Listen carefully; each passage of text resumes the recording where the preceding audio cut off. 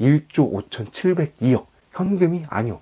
빚이 현금보다. 그것도 1년 이내 갚아야 할 빚이요. 그러니까 망하죠.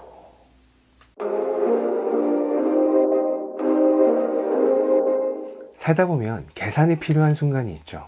안녕하세요. 윤정용의 인생 계산기입니다. 유튜버 신사임당님하고 나쁜 기업은 무엇인가 영상 2편을 가지고 설명을 드렸었죠. 회사의 모든 활동은 숫자로 만들어져서 재무제표로 완성이 됩니다. 재무제표를 보면 회사의 실태를 볼 수 있고 이 회사가 좋은 기업인지 나쁜 기업인지 알 수 있거든요. 위조지폐 감별사에게 어떻게 하면 위조지폐를 잘 감별할 수 있을까 물어봤습니다. 당연히 위조지폐를 많이 만져보면 잘 감별할 수 있지 않을까요? 그런데 뜻밖의 대답을 들었어요.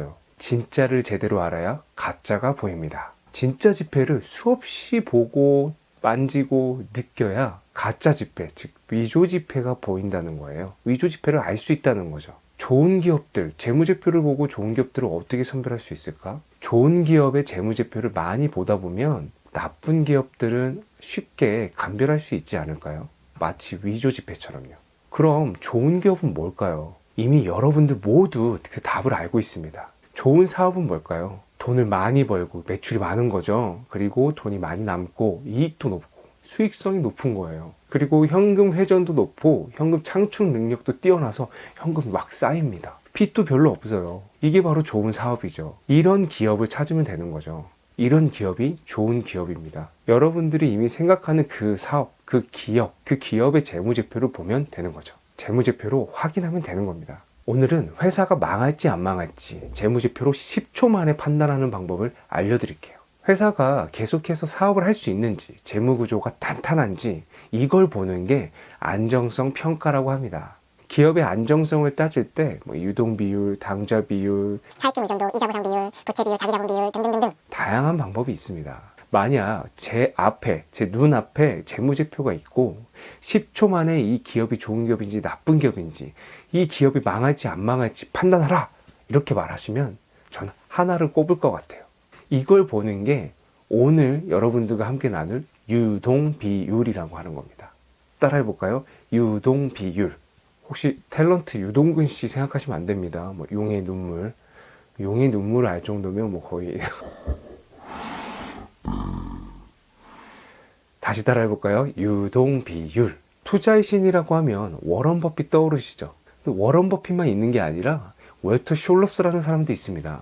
이 둘은 동기예요. 이 둘의 스승은 역사상 최고의 투자자라고 불리는 벤저민 그레이엄입니다. 벤저민 그레이엄을 스승으로 둔 이 두 명의 투자자. 대단하죠. 월터 숄러스는 재무제표를 보면서 기업에 투자하는 걸로 유명합니다. 물론 워런 버핏도 재무제표를 보죠. 월터 숄러스가 주목했던 건 바로 유동비율입니다. 이 유동비율을 보면서 회사의 재무 건전성을 평가하면서 투자를 하는 거죠. 유동비율이 200% 이상인 기업들을 찾아 나서는 겁니다. 자, 최고의 투자자가 주목했던 거라면 우리도 당연히 주목해야겠죠. 최고의 투자자가 있으니까 어려울까요? 아니요, 전혀 어렵지 않습니다. 재무제표가 그냥 답을 해줍니다. 그럼 한번 보실까요? 기업이 망하는 이유는 현금이 없어서예요. 현금이 다 떨어져서죠. 현금이 없으니까 또 빚을 감당할 수가 없어요. 이자 비용도 못 내고 빚도 못 갚는 거죠. 현금만 있으면 절대 망하지 않습니다. 유동비율을 계산하려면 유동자산과 유동부채가 필요합니다. 유동자산은 내 수중에 있는 현금이에요. 또는 현금화시킬 수 있는 자산을 말합니다. 시간으로 따지면 1년 이내에 현금화시킬 수 있는 거죠. 유동부채는 1년 이내에 갚아야 할 빚을 말합니다. 여러분이 만약 1년 안에 갚아야 할 빚이 있다고 생각해 보세요.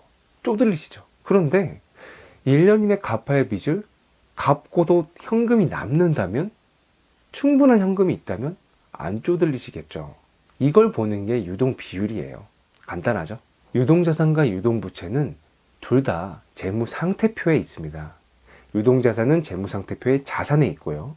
유동부채는 재무상태표 부채에 있습니다. 유동비율을 계산하는 방법은 유동자산을 유동부채로 나누면 돼요. 그리고 곱하기 100 하면 유동비율을 구할 수 있습니다.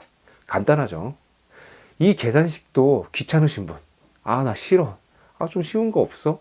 이렇게 말씀하시면 더 쉬운 방법을 설명드릴게요. 유동자산을 떼어오고 유동부채를 떼와서 이렇게 비교해 보는 거예요.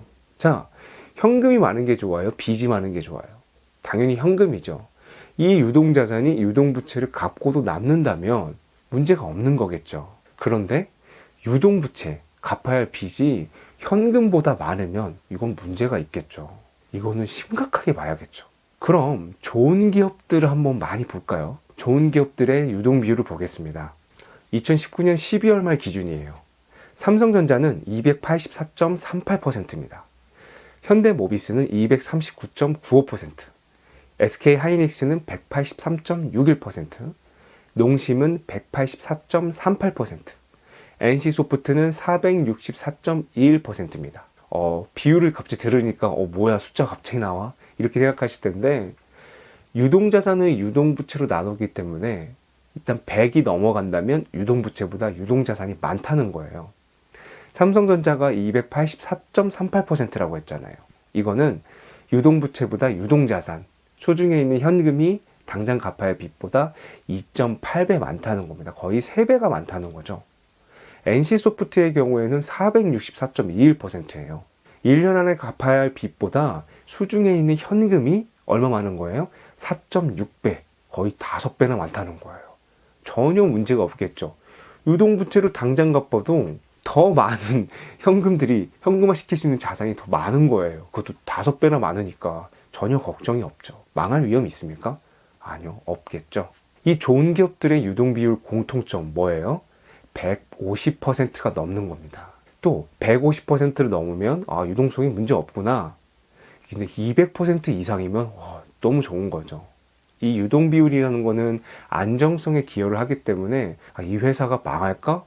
걱정이 덜한 거죠. 걱정할 필요가 있을까요? 투자이신 월터슐러스가 유동비율 200% 이상인 기업에만 투자하는 거 이해하시겠죠? 그럼 나쁜 기업들의 유동비율을 볼까요? 이 기업들의 이름을 직접 말씀드리면 기업들이 되게 불쾌하실 수 있기 때문에 제가 앞글자만 하고 땡땡땡땡으로 줄이겠습니다. 땡땡땡땡 34.24%, 한땡 70.48%, 애땡 땡땡 35.92%, CM 땡땡땡땡 25.52%, P 땡땡 46.67%, 이 땡땡 67.51%입니다.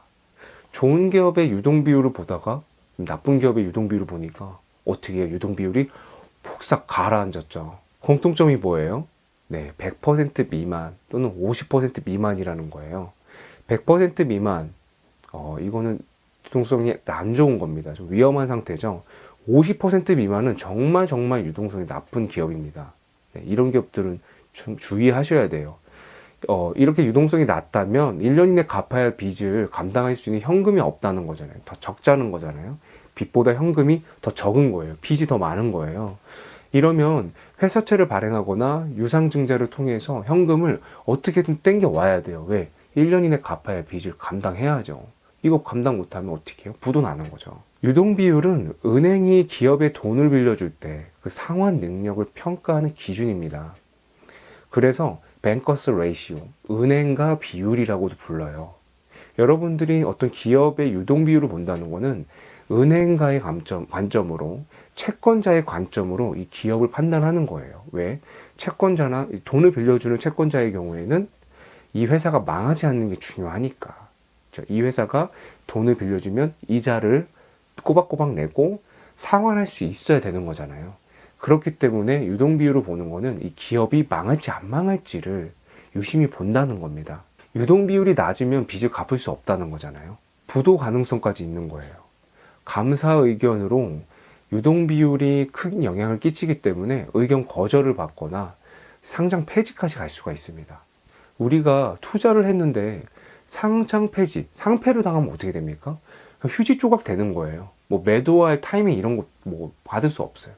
10,000원에 산 주식이 500원 아래로 확 떨어져 버리기 때문에 이런 기업들을 피하기 위해서는 유동성을 꼭 확인하셔야 된다는 거죠. 유동 비율을 보셔야 됩니다. 2013년에 동양 사태를 일으켰던 동양그룹 기억하시나요?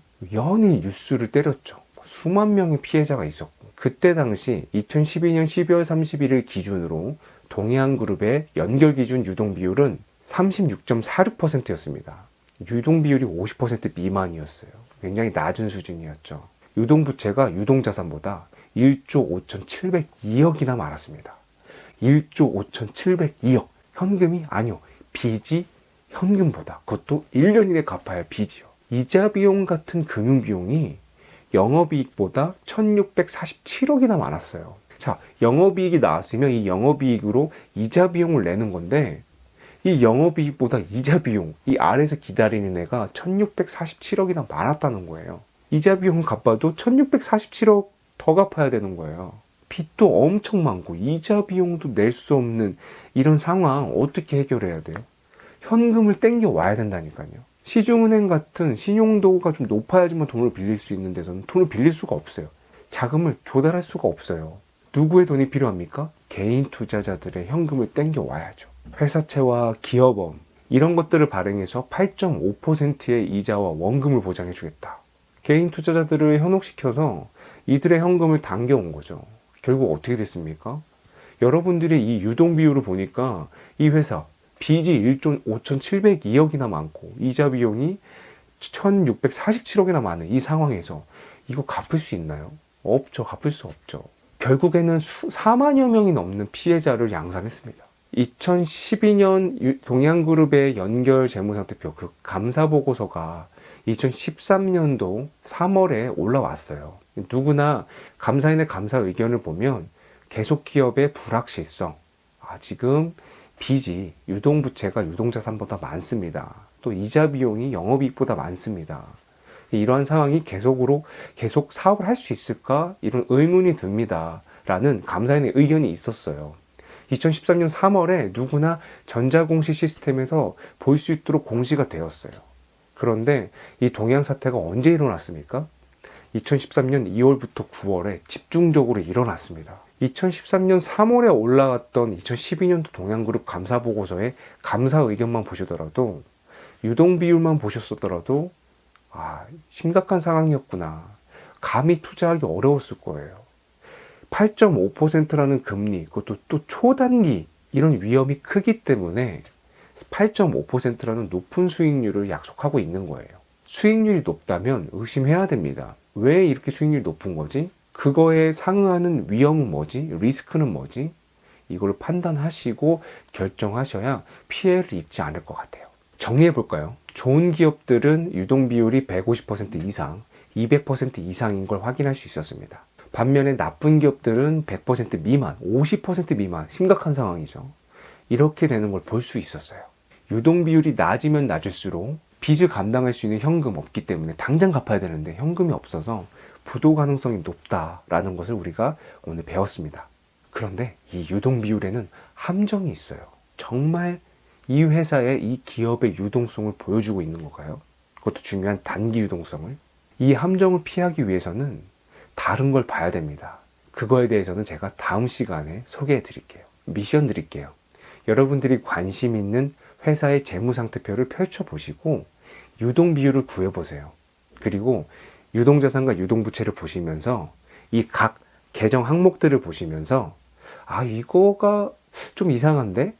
이것 때문에 함정이 있다는 거 아니야? 한번 알아보세요. 그냥 보기만 하는 게 아니라 직접 관심 있는 회사의 재무상태표를 보고 계산해 보시고 한번 보시면 더 많은 공부가 될 겁니다. 자전거를 배웠을 때 잊지 않잖아요. 한번 배우면 끝이잖아요. 몸으로 배우면 계속 가는 겁니다. 직접 해보세요. 살다 보면 계산이 필요한 순간이 있죠. 여러분들의 인생 계산에 도움이 되면 좋겠습니다. 구독과 좋아요는 이 영상을 꾸준히 만들 수 있는 힘을 줍니다. 많이 봐주시고요. 널리 알려주시면 감사하겠습니다.